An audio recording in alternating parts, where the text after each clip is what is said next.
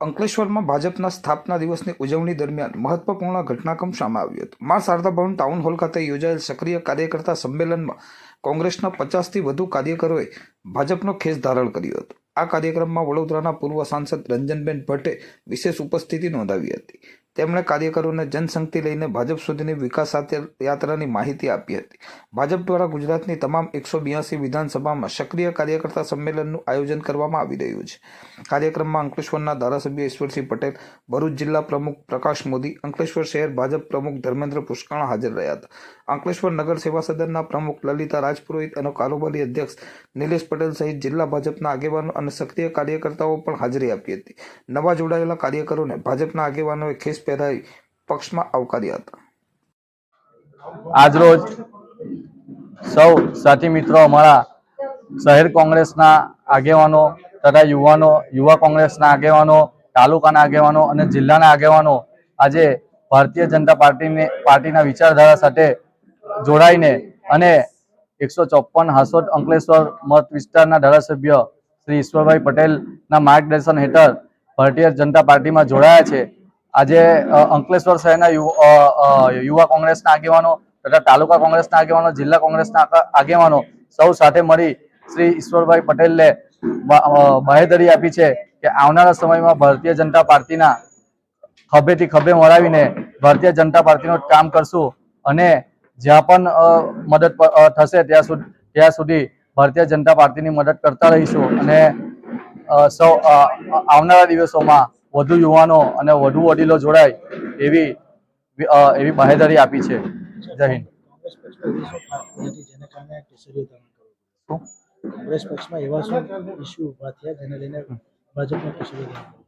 કોંગ્રેસની દિવસ અને દિવસે કોંગ્રેસની વિચારધારા હિન્દુ વિરોધી વિચારધારા થઈ રહી છે। હમણાં પણ વકફ બોર્ડનો જે મુદ્દો ચાલી રહ્યો છે એમાં પણ કોંગ્રેસે વિરોધ કર્યો છે અને જ્યારે આખા દેશનું પ્રયાગરાજનું જે આસ્થાનો વિષય હતો તેમાં પણ સૌ આખા દેશના નેતાઓ, બધી પાર્ટીના નેતાઓ ત્યાં આસ્થાની ડૂબકી લગાવી હતી, પરંતુ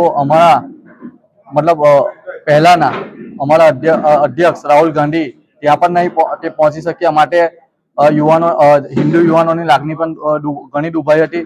માટે પણ કોંગ્રેસ હંમેશા હિન્દુ વિરોધી વાર્તામાં પહેલા નંબરે રહી છે।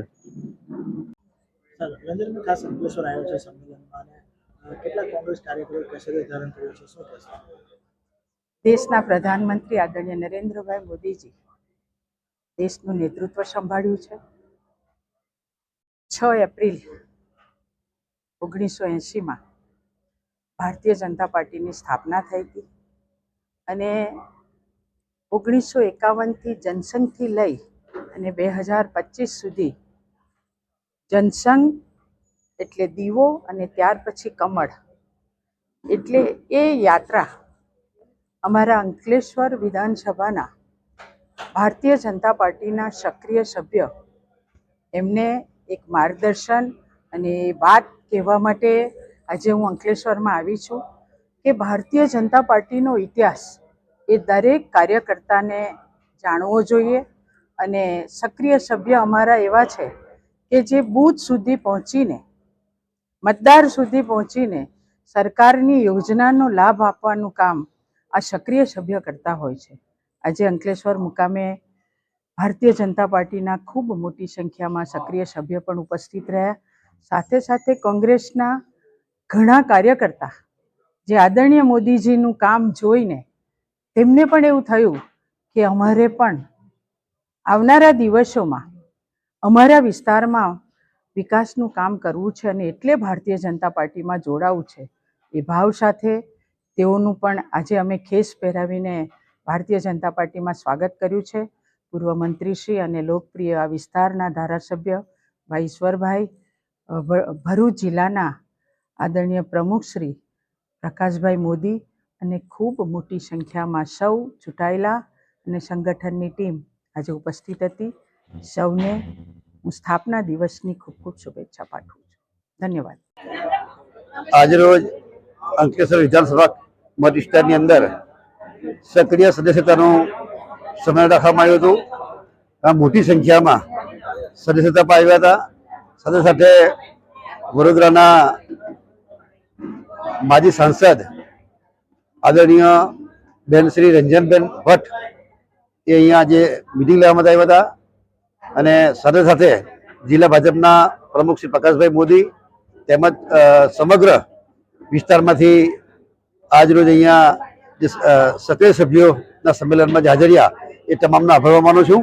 અને આમ જોઈએ ગઈકાલે જ 6 એપ્રિલ 1980ના રોજ ભારતીય જનતા પાર્ટીની સ્થાપના થઈ હતી અને ગઈકાલે જ ઉજવણી કરવામાં આવી છે. અને એ અનુસંધાનમાં 8, 9 અને 10 આ 3 દિવસની અંદર સમગ્ર 182 વિધાનસભા સીટની અંદર આ સક્રિય સદસ્યતાના સંમેલનો કરવામાં આવી રહ્યા. ત્યારે એ અંતર્ગત આજે અંકલેશ્વર ખાતે પણ આ સંમેલન પૂર્ણ થયું છે. આજરોજ આ અમારા સંમેલનની અંદર લગભગ 50 થી પણ વધારે કાર્યકર્તા ભાઈઓ એક કોંગ્રેસ છોડીને ભારતીય જનતા પાર્ટીમાં વિશ્વાસ રાખીને જ્યારે આવ્યા ત્યારે એ તમામ મિત્રોને પણ હું સ્વાગત કરું છું. તમામ મિત્રો હરી મળીને ભારતીય જનતા પાર્ટીની સાથે જે પ્રકારે મોદી સાહેબ સમગ્ર દેશની ચિંતા કરીને જે પ્રકારે નાનામાં નાના વ્યક્તિનું પણ ચિંતા કરીને જે પ્રકારે કામગીરી કરે ત્યારે એમાં એ તમામ મિત્રો સહભાગી થાય અને આવનારા દિવસની અંદર છેવાડાના વ્યક્તિઓનો વિકાસ થાય એ પ્રકારનું કામગીરી થઈ રહી છે.